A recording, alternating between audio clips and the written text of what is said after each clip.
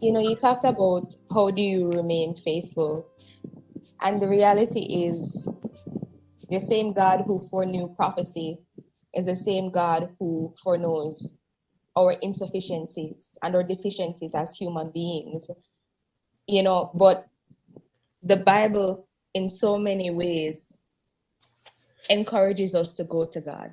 And there's a reason why, he tells us all the time, come to me if you're weary, come to me if because he knows that we would struggle. And Jesus struggled. And I always say this, the God of my feelings is also the God of heaven. So it's okay for us to feel cumbered. It's okay for us to feel, weary, faith, spiritually, physically, whatever it may be.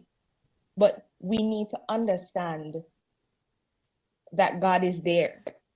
Regardless of how we may feel, he is there. And this is something that I struggle with too. Where sometimes I just can't bother.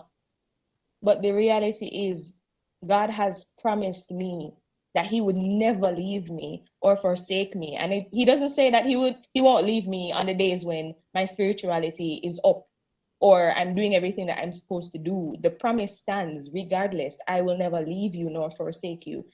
And on the days that you are struggling, Jesus is the only person that I know, because I've done it, where I can go to God and say, God, I do not love you like I should love you. I love my work more than I love you. I prioritize my work more than I prioritize you. I prioritize people, my friends, more than I prioritize you. God, help me to love you. Okay, can you imagine going to your significant other and saying, boy, boyfriend, I don't love you, but I want to be with you. But you can't do that to God. You can do that to God, and he's not going to think any less of you for doing that, because he says, come to me. He's calling us in our high points, come to me. He's calling us when our faith is weak, come to me. He's calling us when we feel like the world is ending, come to me.